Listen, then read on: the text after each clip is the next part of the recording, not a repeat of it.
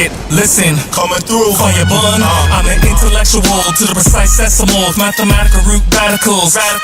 So receive this, I mean this, the fire of truth. From the sheer might, the fire of truth.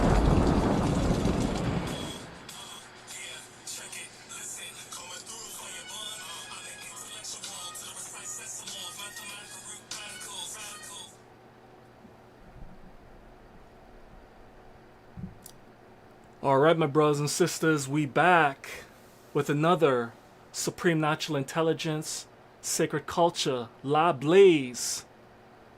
We're going to be going over part 2 regarding the art of self-mastery, the 33 hidden laws of self-mastery, manuscript codex. So let's get ready to rumble, as always and as usual, my brothers and sisters. So I warmly invite you to listen keenly and listen razor sharply, because you're about to get that true knowledge, that true wisdom, that true understanding, equal standing, overstanding, and outstanding once again.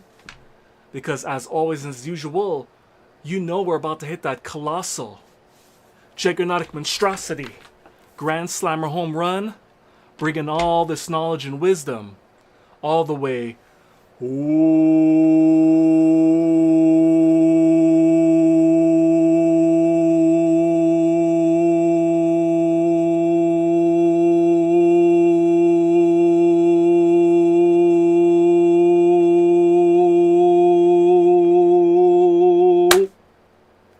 as a fire of truth. Anyways, my brothers and sisters, I apologize for the delay. We were supposed to start at 7:33, but I had some mic issues, so I had to get that corrected first. So anyways, without further ado, let us initiate the spark and begin the storm and tempest of the lightning bolts that are about to unfold within your consciousness, your inner world. The purpose here is to enlighten you and to give you practical knowledge and wisdom, so it's of usefulness and value in your life, because life itself is about experience and self-mastery. It's about growth and development. That's the essence of life. Light, information, frequency, energy. That's what life is about. So let's go. We're on the second part, and we left off on number 4. So let's get right to that portion here.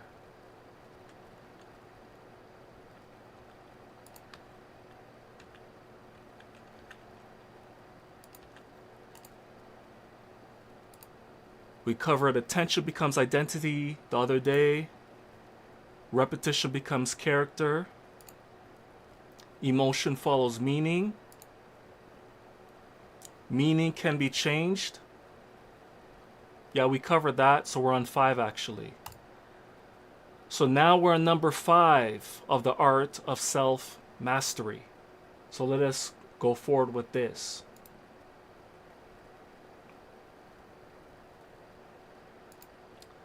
So what you need to understand, equal stand, overstand and understand when it comes to the art of discipline, the overview which you need to comprehend here is discipline beats mood every single time. Why does discipline?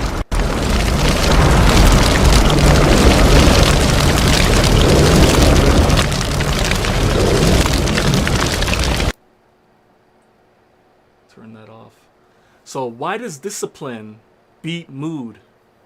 The reason why discipline beats mood is that discipline is the principle, order, and structure of a plan. Discipline ensures that you remain consistent every single day as you take action plans towards your goals and your endeavors. So discipline forms and shapes the structure and order in your life. And it makes sure you're responsible and accountable for your daily actions. No matter what mood you're in, it doesn't matter what mood you're in. Whether you're in a high mood or a low mood, discipline enforces consistency in your life. It ensures that steps are being made on a daily basis and progress is being made on a daily basis, even if it's incremental. This is the art of self-mastery. In order to master yourself, you have to hold yourself accountable and responsible and make sure you're doing something every single day. There is no days off.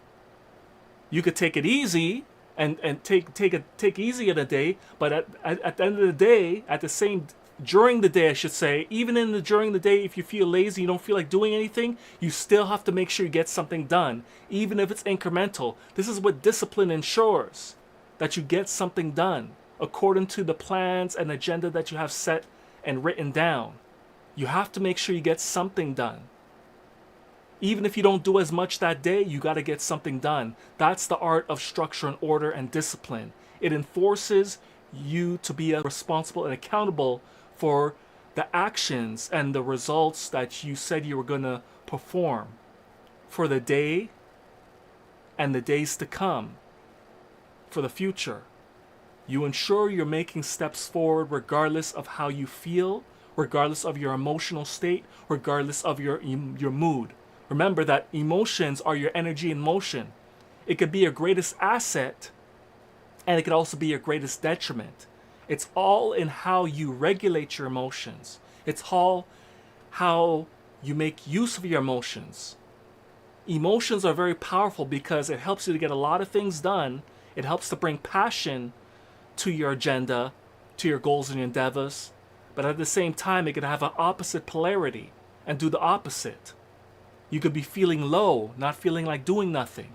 So the point of discipline is that it stops all that. It keeps it consistent no matter what you're feeling. No matter what, it prevents you from doing nothing. There will be times which you may feel in your body that you may have to stop for a moment. There will be times, but majority of the time you should be honoring the plans and agendas that you have written down to the best of your ability. To the best of your ability is the master key here. The major key is the best of your ability. So,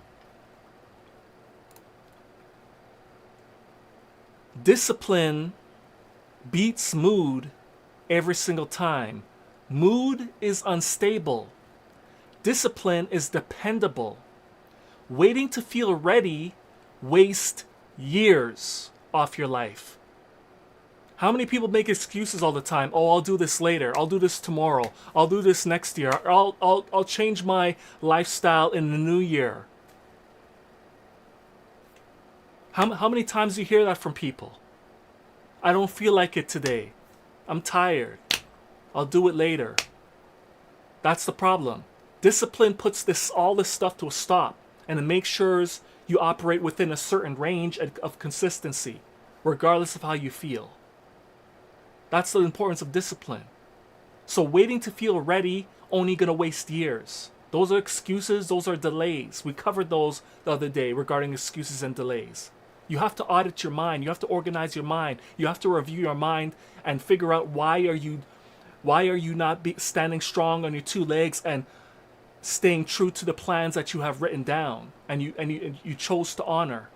You got to ask yourself why you're not being honorable to the plans when you make these excuses. I don't feel ready. No, there's only now. There's only now. So get ready now and do it now. Do something now. It doesn't have to be a massive step. At least take some incremental steps. Do something to make some progress. Action based on organized principles and structure outperforms action based on emotion, which is motivation alone. Motive is your purpose. It's what you have planned.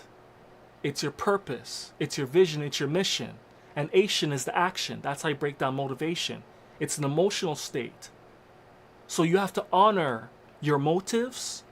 And the way you honor your motives, solar family, is by taking live, dynamical, radical action.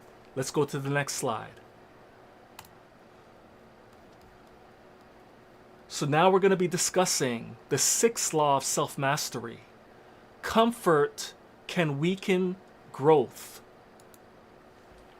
And that is a fire truth. Comfort definitely weakens growth. Let's light it up for a second here, man. Light it up.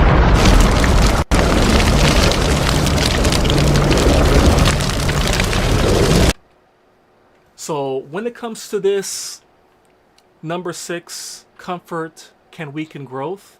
That's facts. Facts being manufactured in a factory. Truth blazing, facts blazing. Comfort is useful in moderation. Destruction in excess. Did you hear that? Comfort is useful in moderation. Destruction in excess. So you got to monitor yourself and don't get too comfortable, because comfort stops growth. Comfort diminishes progress, depending how often you do it. You have to keep that in mind. Remember, you have to follow the action plan of discipline. Be consistent in your progress. If you have to cut back a little a certain day, do that. But ultimately, make sure you're taking some steps. Follow the plan that you have set. Discipline. While at the same time, you got to moderate this, because it is important to take a break. There is some people that overwork and do too much, and that could be detrimental as well. And that could actually cause them to make more mistakes, because if you're overly tired and you continue to take action steps and do your plan, but you're overly tired, you're going to make unnecessary mistakes that you don't need to. So sometimes it's wise to take a step back, slow down, and do the easier things you can do for the day rather than the harder ones. Save that for a little later when you're more relaxed, when you're more recovered a bit from all the working you've been doing. You can't overwork either, because that's going to be detrimental to you as well. Because what good is it if you're tired? Because you're just going to make more mistakes and self-sabotage yourself. While at the same time, you got to balance that, proactively balance that, by ensuring you honor the structure and order of the discipline that you set in your plan. You got to ensure that as well. So take smaller steps for that day, but make sure you're getting something done. And there will be certain times in your life where you have to just stop completely and meditate and self-reflect within, and just operate in stillness. There will be times of that. There is a time, place, and season for that. But most of the time, you should be following the plan to the best of your ability, and no excuses, no delays, unless it's for a very serious reason that you need to step back and take a break and relax in a state of comfort. So, comfort can weaken growth. Another example is, I used the metaphor, the analogy the other day regarding becoming stronger by building your muscles up. A lot of you should know about Dragon Ball Z. Goku and Vegeta, Kakarot and Vegeta always had a rivalry of who would be the best fighter overall. And Kakarot or Goku had a philosophy of training hard and training good, but at the same time, there will be times where you have to stop the training and just relax and rest. While Vegeta was complete polar opposite. Vegeta is like a workaholic. He would train non-stop. He would increase the intensity, push past his plateau. He would very rarely ever take breaks. He would rather not take breaks because he sees that as weakness. But at the end of the day, Kakarot Goku always ends up ending at a higher level of fighting power than Vegeta for the majority of the time. And the difference between the two is, one of the main differences between the two is that Goku or Kakarot understood that in order for the body to get stronger and get the maximum results from the training, you needed to take time to rest and relax and stretch to get the maximum results out of training. While Vegeta says, no, that's weak. Keep training, keep pushing past your plateau, minimize that, and let's keep pushing forward. Increase the weight, increase the pressure, increase the gravity, because you need to constantly keep your body under pressure to get stronger. That was Vegeta's philosophy. While Goku's was, yes, that's important, but you got to take a break. Otherwise, you won't be able to maximize the results of the training you've been doing. So this is the very same thing. You got to moderate the comfort level when it comes to the growth cycle, because in essence, life is about growth and development. Well, at the same time, you have to understand that life moves in cycles. It moves in seasons. And every season is not meant for constant pushing forward, pushing and progressing. Some seasons are meant to move slower, to fall back, self-reflect, self-observe. Some seasons are for stillness and hibernation, like the autumn and the fall. Those seasons are the slower periods during the cycle of life, where you take time to slow down a bit, look around, educate, absorb, be receptive. And then the next seasons is basically operating in stillness, minimum pushing forward. It's just mainly being at ease and just resting and not doing as much, as in comparison when you get to the seasons of progress. The seasons of progress is spring and summer.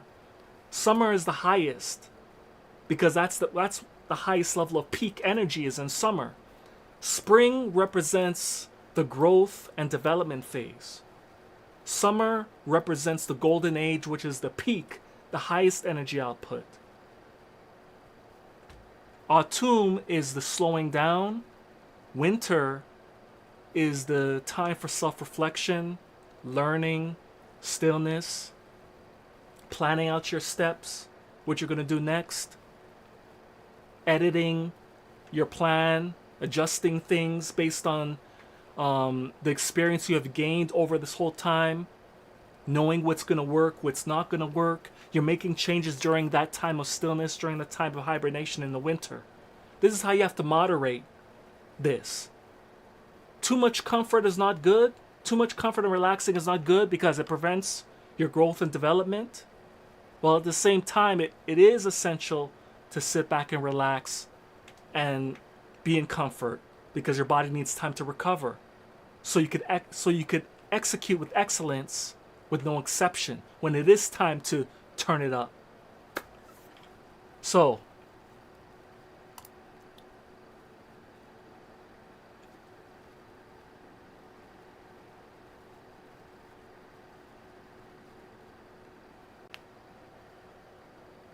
comfort is useful in moderation, destructive in excess. Too much comfort can produce stagnation, fragility, entitlement, fear of challenge. Growth often requires measured discomfort. Growth often requires measured discomfort. Growth is not always comfortable. Sometimes growth can feel good. It can uplift your self-esteem and your confidence and your conviction, while at the same time, while you're going through the journey of strengthening yourself and putting yourself under pressure and stress, when you're getting stronger, the metaphor and analogy, it isn't comfortable because when you get to your limit, and then when you try to push past your limit, your muscles are in pain, they're aching, they're sore, they're screaming. But in order to get stronger, you have to pressure yourself. That's the purpose of getting better in life. You have to challenge yourself. If you don't challenge yourself, there will be no progress. With no challenge, there is no progress. There is no learning. There is no experience. Life will be pointless if there's no challenge. So you have to walk like a champion, Solar Family. Move like a champion. Don't act like a loser. Losers always complain and make delays and excuses. Instead of focusing on the L, the losses, focus on the lessons and then stand up stronger. Get up, get your behind up, and go hard again. Do your best again with your newfound experience and wisdom. You know what you should be doing and what you should not be doing, because you know what doesn't work and you know what will work. That's what it's about. Let's move on to number 7 of self-mastery.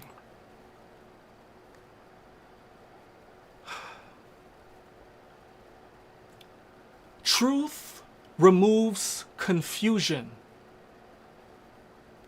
Confusion often survives through denial. So, my brothers and sisters, what you need to understand when it comes to truth removes confusion. Truth is the supreme measuring stick, ruler to your life. Are you being authentic? Are you being real? Are you being honest to yourself when it comes to mastering yourself? Are you exaggerating? Are you challenging your weaknesses and overcoming them?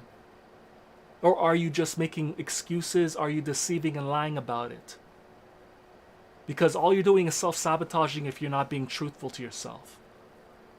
You have to acknowledge your weaknesses. You have to acknowledge your obvious strengths as well, which is obvious. There's no reason to acknowledge your strengths because it's obvious. But you have to acknowledge your weaknesses, your debilitations and your weaknesses, and you got to have an action plan to ensure that you're turning those weaknesses into strengths. And you have to use the art of self-discipline to do this. You have to audit your mind. You have to use the art of repetition. You got to have motivation. You got to have purpose. You got to have a vision. You got to have a mission. The reason why you're doing it. You have to have it within the foundation of your consciousness that life is about growth and development. All these things play a role in your progress in life, in your elevation and ascension. So you have to be honest about your weaknesses and strength, and don't be ashamed about it. The only shame is you may be weak at something, but the only shame in that is if you choose to remain weak. That is the shame right there. There's nothing wrong with not knowing something. The shame is continuing not to know that something. Continuing to be weak at that something when you could do something about it. And the key practice to get better at that weakness, that debilitation that may be holding you back, is the use of repetition. Practice makes you better. So truth is the ultimate ruler that sets the standard of where you stand in life. And you got to confront that. You got to acknowledge it. You got to be honorable to that. And you got to do something about your weaknesses. So truth removes confusion. Confusion often survives through denial. Truth clarifies finances, relationships, habits, motives, limitations. Reality becomes workable once honestly named. You got that? Reality becomes workable once honestly named and confronted. And then you challenge yourself by doing that very thing that you have a weakness in. Doing the very thing that you fear. Doing the very thing you hate to do, but you must do in order to progress. Do the things you fear, you hate to do, and you're weak at in order for you to progress. Life is meant to be challenging. Everything is not meant to be easy. You're here to improve yourself on a daily basis, even if it's incremental. You know what time it is, my brothers and sisters. Next slide, and this is where we're going to be ending for today's part 2. We're going to be ending here. Number 8. This is where we're going to be concluding for today.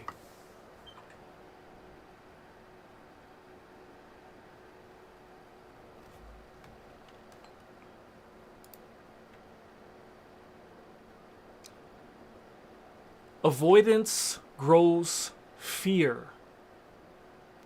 What you repeatedly avoid becomes psychologically larger.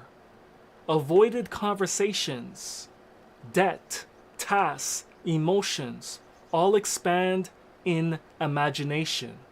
Confrontation shrinks monsters. As I mentioned before, brothers and sisters, regarding this, you got to confront what your weaknesses are. You got to confront your fear, and you got to challenge yourself and overcome them demons, debilitations, and weaknesses that hold you back. Remember, humanity is held back through the 7 deadly sins: sloth, lust, greed, gluttony, wrath, envy, pride.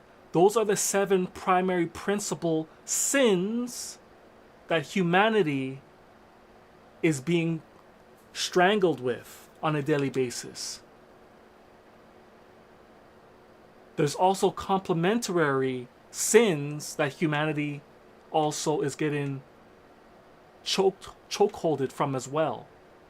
And a major one of them is lying to themselves and deception. Misdirection, that's a part of it as well, but those are secondary attributes that humanity does too often. They exaggerate, and those are self-sabotaging. Those are not going to help you master yourself.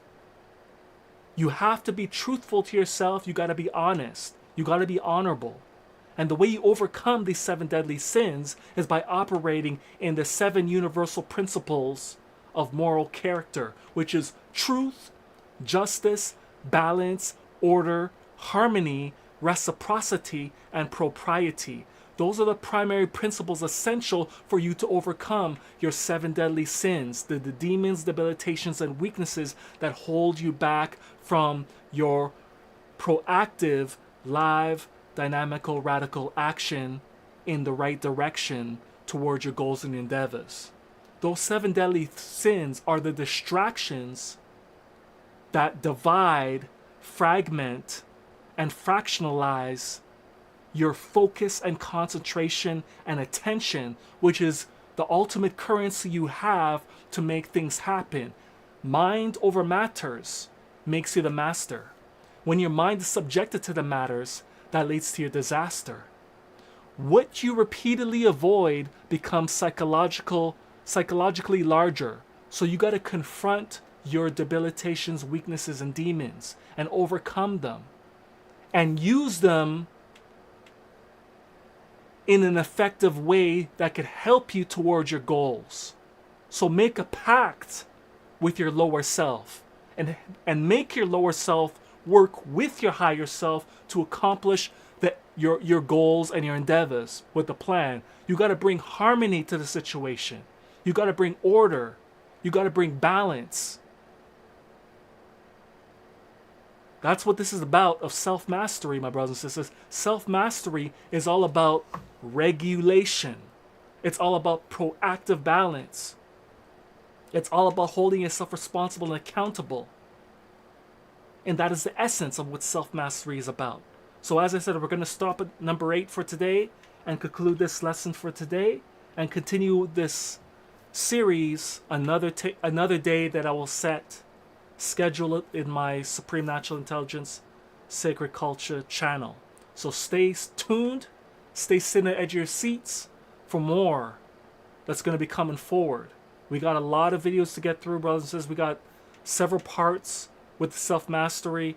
We got the science of life, how life works. We're going to be breaking down how life works, all of that. We're going to be going into the science of knowledge of self, temple codes. There's a lot of things we have to go over, a lot. And we're only on 8 out of the 33 of the self-mastery right now.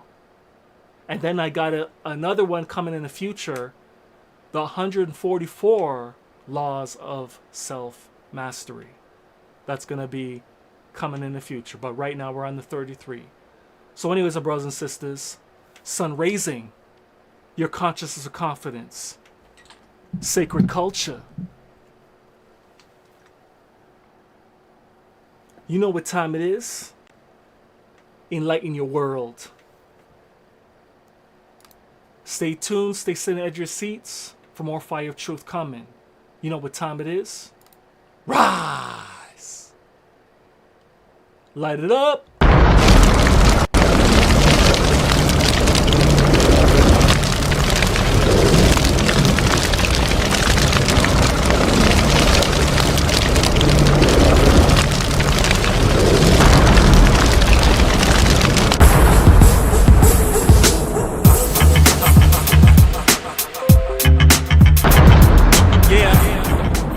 Yo, banging on the beat, breaking the concrete, defeating demons on a daily basis, glowing radiance, raising the consciousness to the most high status, lumin lyrical brightness, supreme natural intelligence. There's no coincidence that I'm rocking, feeding the knowledge to the masses. Vets and youth always speak the fire of truth, wisdom. Life is about growth or development, so build your light for the tests in life. Never give up, never let up. That's what's up. You know what time it is. So push forward, elevate your mind in the sun and rise.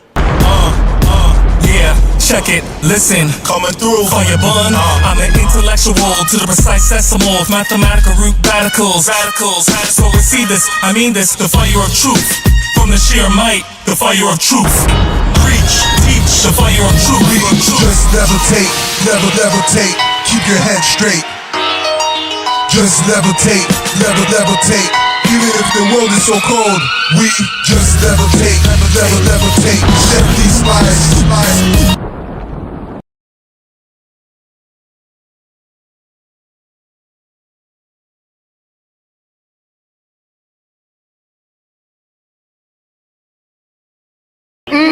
Go in. You have the Israelite eye.